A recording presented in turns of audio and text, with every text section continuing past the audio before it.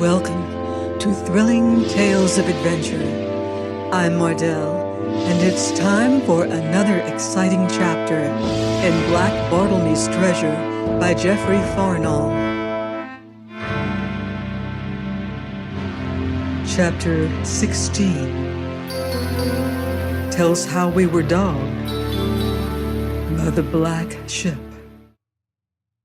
I awoke in panic, and leaping up, groped in the pitch dark until my eager fingers closed on the haft of the sheath knife under my pillow, and with this naked in my hand I crouched waiting, I knew not what.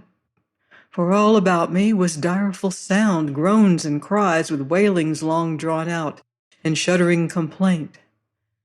Then all at once my panic was lost in sudden great content, and thrusting away the knife I took flint and steel, and therewith lighted my lanthorn, since now indeed I knew these dismal sounds, naught but the creak and groan of the stout ship, the voice of her travail as she rose to the seas, and as I hearkened, every individual timber seemed to find a voice, and what with this and the uneasy pitching and rolling of the ship, I judged we were well under way, and beyond the river mouth.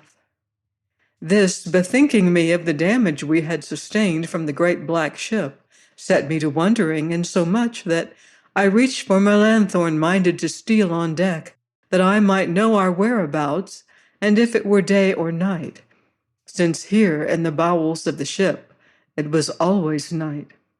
So, as I say, I reached for the lanthorn, then paused as above all other sounds rose a cheery hail, and under the door was the flicker of a light.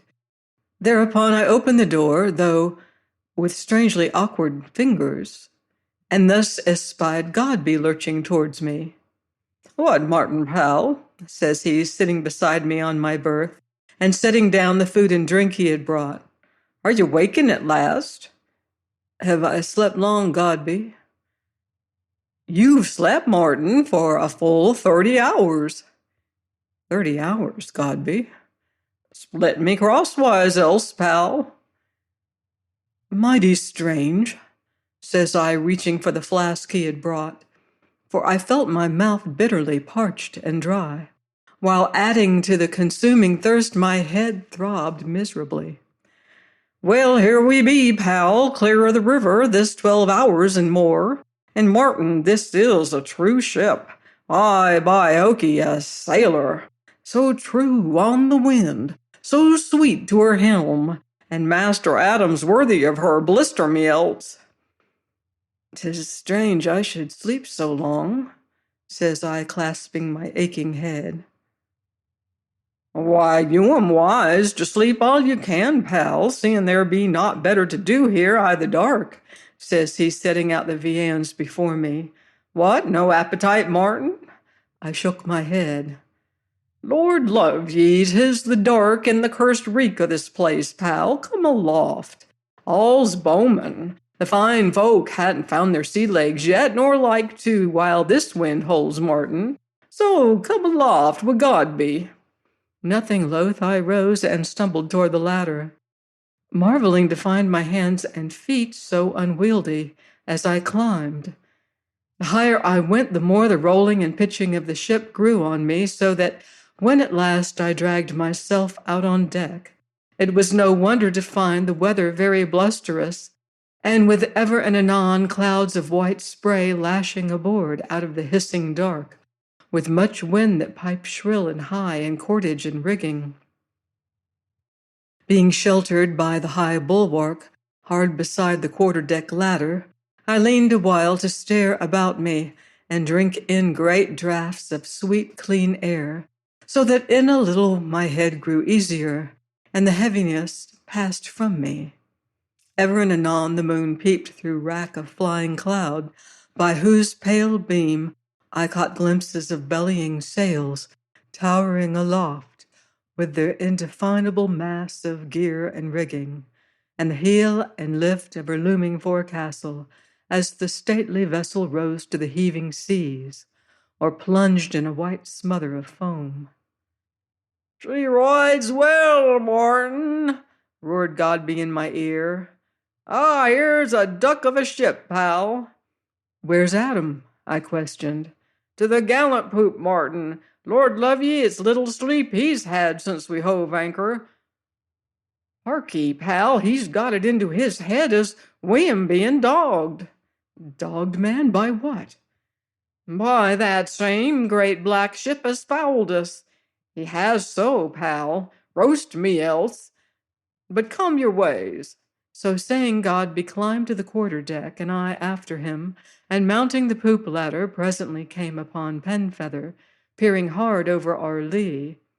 "Ah, it's you, shipmate," says he, drawing me out of the wind. "Look yonder. Do you see aught of a rag o' sail, Martin?" Following his pointing finger, I stared away into the distance across a tumbling spume of waters, vague in the half-light. "Do you glimpse aught, Martin?" "Nothing, Adam." "Wait for the moon, shipmate. Now, look yonder." As the light grew, I swept the distant horizon with my eyes, until all at once against the night I saw the sheen of distant canvas that gleamed and was gone again as a cloud veiled the moon. "You saw it, Martin?" "Plainly," says I, whereupon he sprang away to the men at the helm. Came the hoarse roar of speaking trumpet, and decks and waist below seemed alive with scurrying, dim figures, and now was a chorus of shouts and yo-hoing as the faithful friend, obedient to his commands, swung off upon an altered course. "Godby," says Adam, beckoning us where he stood by the compass or binnacle. "Look'ee as she bears now. We should be nigh enough yon cursed ship to learn more of her by peep o' dawn." "Aye, cap'n, and then?" "Then you shall try what you can do with one of those long guns of yours." "Lord love you, cap'n, that's the spirit!" cried Godby, hitching joyously at his broad belt. "All I ask is a fair light and no favor." "And you have the middle watch, Godby, man, so I'll get a wink of sleep," says Adam. "But do you call me so soon as we raise her hull. As for you, Martin, you'll have slept your fill, I judge." "And yet I'm plaguey drowsy still," says I. "There's a spare berth in the coach, comrade, and you're so minded." "Nay, Adam, I'll watch a while with Godby." "Good. You've keen eyes, Martin. Use 'em," says he, and goes down the ladder forthwith. And now, pacing the lofty poop beside Godby, I was aware that the faithful friend was dark fore and aft, and not a light twinkled anywhere. "How comes this, Godby?" says I, pointing to the dim shapes of the great stern lanthorns above us. "Captain's orders, Martin. We've been dark these 2 nights, and yet if yon craft is what we think, 'twould seem she follows us by smell, pal. Smell." "As how say you?" says I, "last night." "She was fair to be seen, having closed us during the day. So out go our lights, and up goes our helm, and we stand away from her.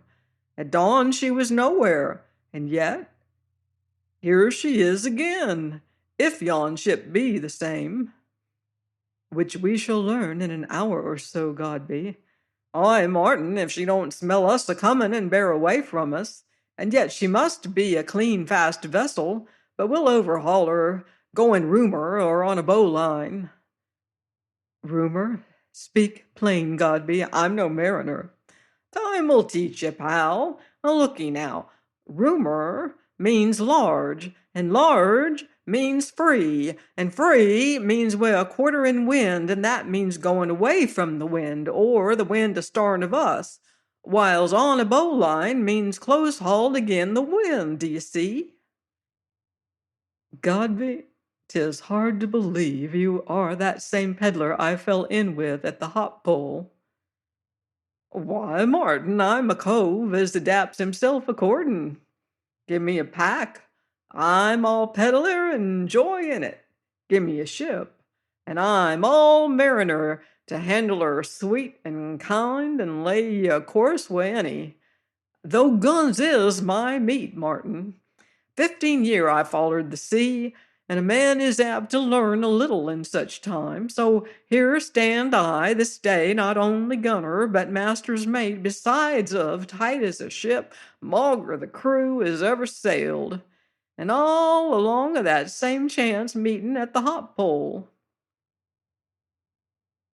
And though a friend of Bim, you knew little of Adam Penfeather? Little enough, Martin. Joel be no talker, but it do seem Joe was one of the Coast Brotherhood once when Captain Penfeather saved his life, and that years gone. So Joel comes home and sets up marriage, free trade, and what not.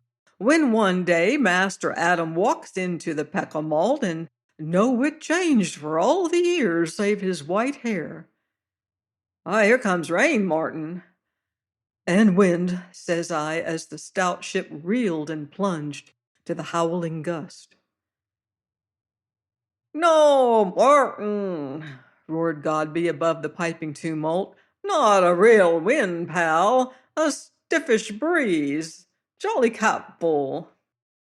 Slowly the night wore away, and therewith the buffeting wind gentled somewhat.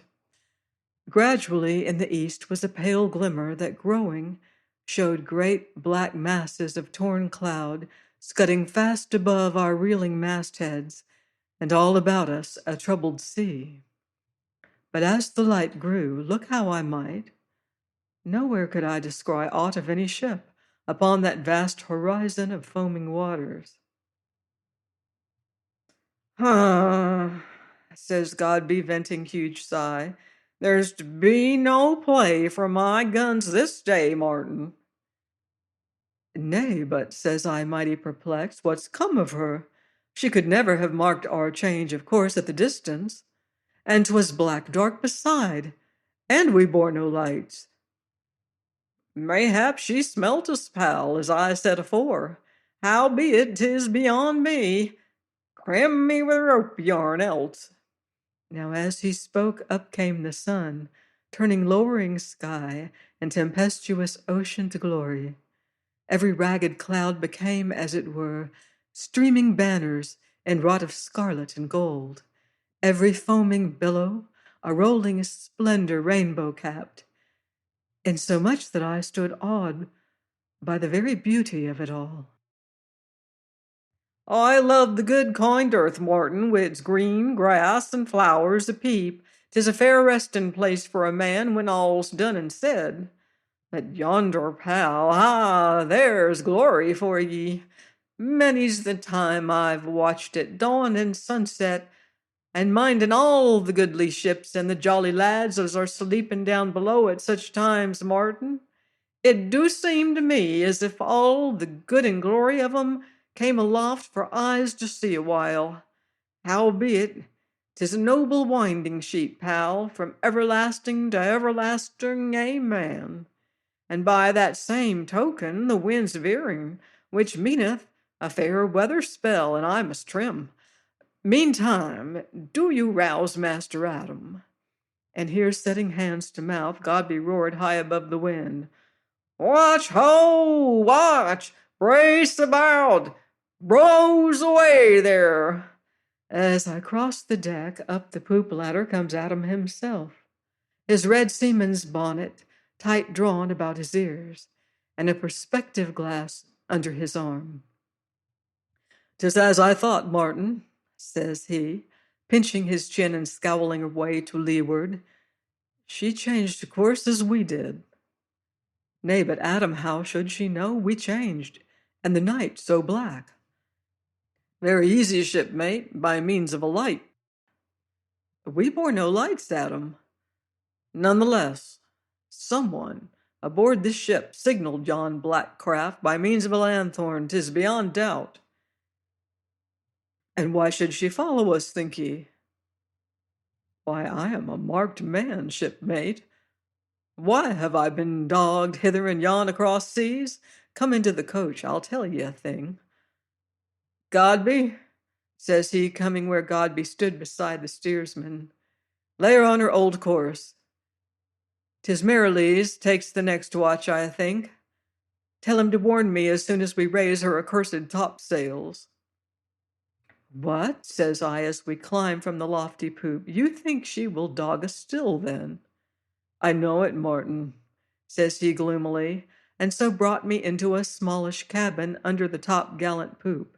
Here were bunks to larboard and starboard, with a table midway furnished with calendars, charts, a cross-staff, an astrolabe, with globes and the like, while against the walls stood rows of cavaliers, musketoons, and fusees, set in racks very orderly.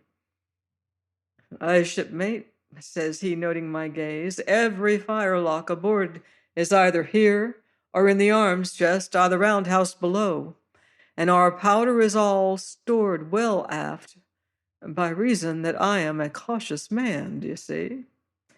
Sit ye, Martin. Now, as to this black ship. First of all, she fouls us in the river, the which was no accident, Martin, though just what the motive was I'm yet a-seeking. Second, as she drifted past us, whom should I see aboard her but Abnegation Mings? Pulled trigger a moment too late, but winged another of the rogues. Third, when we'd repaired our damage and got us clear of the river, what should we see but this same black ship hove short, waiting for us?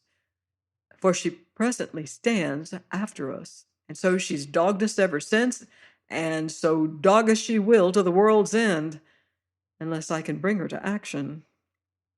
"She's a fighting ship by her looks, and heavily armed," says I. "So are we, Martin."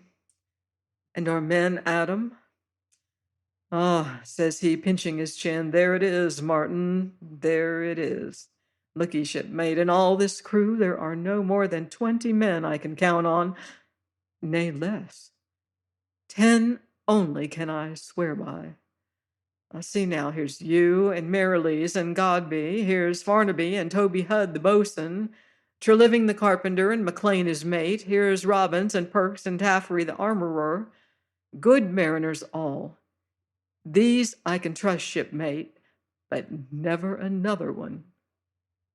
"And what of the captain, Sir Rupert Daring?" "That, Martin," says Penfeather, snapping his fingers, "a very gentlemanlike fool, do you see, a bladder of air like his 3 fellows.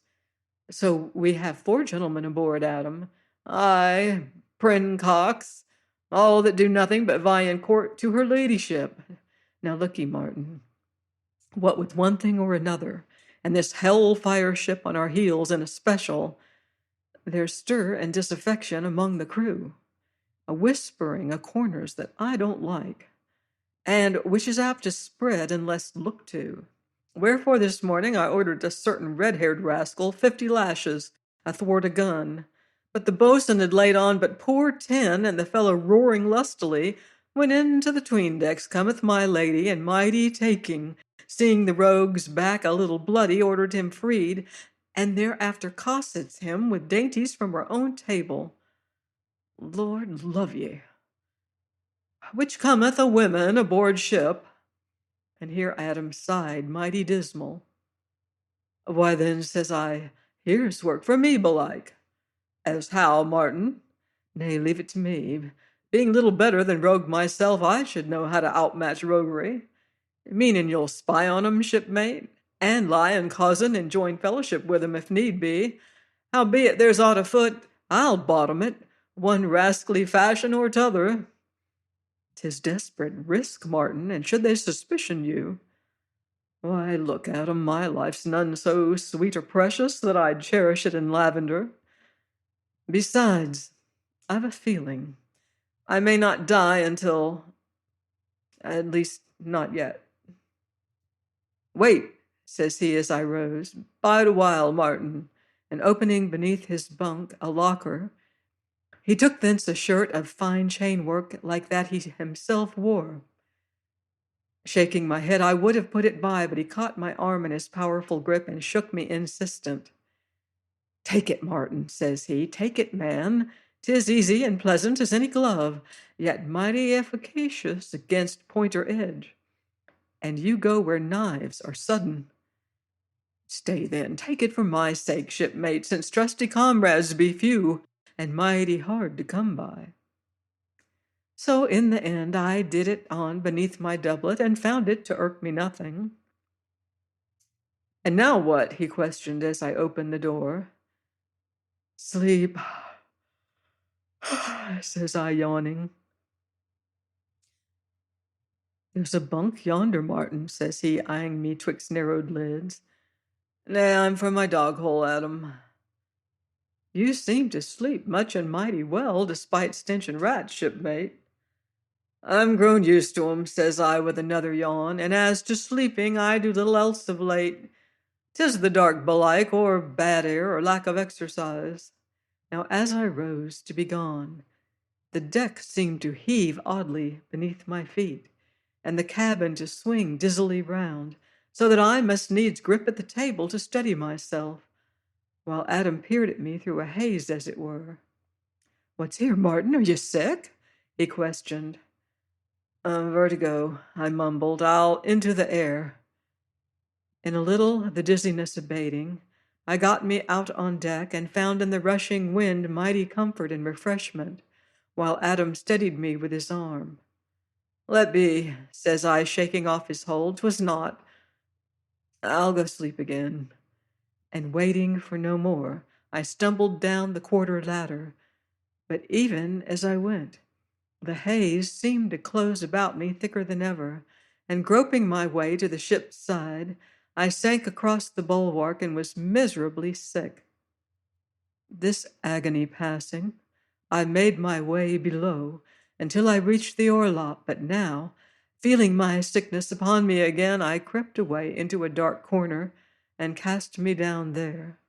And lying thus in my misery, I little by little became aware of someone weeping hard by, a desolate sobbing, very pitiful to hear. Insomuch that, maugre my weakness, I got up and going where the sobbing proceeded, presently came upon a small huddled figure, and stooping saw it was a little lad. At my step he started to his knees, elbow upraised, as if expecting a blow. "Why do you weep, boy?" I questioned. "What's your trouble?" "Now," says he, cowering away, but taking him by his little thin shoulders, I lifted him into the dim light of a swinging lanthorn and looked into a small, pallid face, swollen and disfigured by cuts and bruises wrought by some brutal hand. "Who did this?" I demanded. "Nobody," says he, gulping a sob. "Who are you?" "'Tween decks, boy." "How old are you, child?" At this he stared up at me out of his swollen eyes, then covering his face in ragged sleeve, broke into convulsive sobbing. "What now?" says I, drawing him beside me. "What now?" "She used to call me child. My mother." And here his grief choked him. Now as I looked down upon this little pitiful creature, I forgot my sickness in sudden fierce anger. "Boy," said I, "who's been flogging you? Speak." "Red Andy," he gasped. "He be always a doing of it, he be. Wish I was dead like my mother." "Jem! Ah, Jemmy!" roared a voice from somewhere in the gloom forward. "Jem, plague ye! Show a leg, will he?" Here, and before I could stay him, the boy started up and pattered away, drying his tears as he ran. Now as I lay there, I kicked off my shoes and hearkened expectant. Thus all at once I heard a murmur rising to a wail that ended in a shrill scream, and getting to my feet, I crept stealthily forward.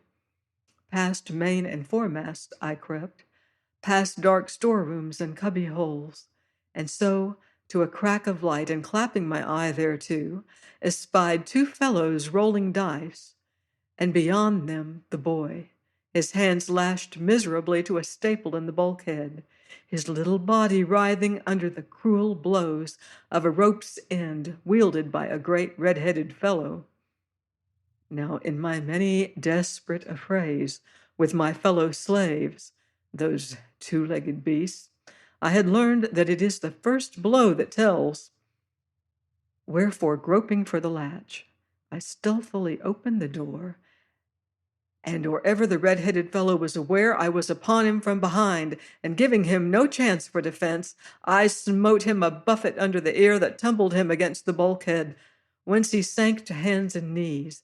Then, while half dazed, he strove to rise. I kicked him down again, and setting my foot upon his chest, caught up the rope's end he had dropped, and beat him therefore until he roared, until he groaned and lay writhing, face hid beneath his crossed arms. Then, whipping out my knife, I confronted his two mates, the one a doleful, bony man with a squint, the other a small, mean, black-eyed fellow in a striped shirt, who, closing one bright eye, leered at them with the other. All at once he nodded, and pointing from the knife in my fist to the fellow groaning beneath my foot, drew a long thumb across his own stringy throat and nodded again. Hereupon I stooped above my captive and set the flat of my blade to his forehead just below his thick red hair. "Look'ee, dog," I panted while he glared up at me beneath his bruised arms. "Set so much as a finger on yon pitiful brat again, and I'll cut a mark in your gallows face shall last your life out." "His throat, cully, quick's the word," breathed a voice in my ear. But now, as I turned and the little black-eyed fellow leaped nimbly back, was a creaking and a groaning of the ladder that led to the main deck above, and down comes a pair of prodigious stout legs, and after these a round body, and last of all a great flat face, small of mouth, small of nose, and with a pair of little quick eyes that winked and blinked betwixt hairless lids. The fat fellow, having got him down the ladder, and with wondrous ease for one of his bulk, stood winking and blinking at me while he patted one of his plump cheeks with plump fingers. "Love my limbs," says he in soft, high-pitched voice, "perish and plague me. But who's the friend as be a rope-bending of ye, Andy lad? You as be cock o' the ship?" Here the fellow beneath my foot essays to curse, but groans instead. "Bless my guts," says the fat man, blinking harder than ever. "So bad as that, Andy lad? What then has this fine, upstanding cock o' cocks thrashed all the hellfire spirit out of ye, Andy lad? Love my innards, I thought no man aboard could do as much, Andy." "It jumped me from behind," says the fellow Andy, twixt snarl and groan, and writhing under my prisoning feet.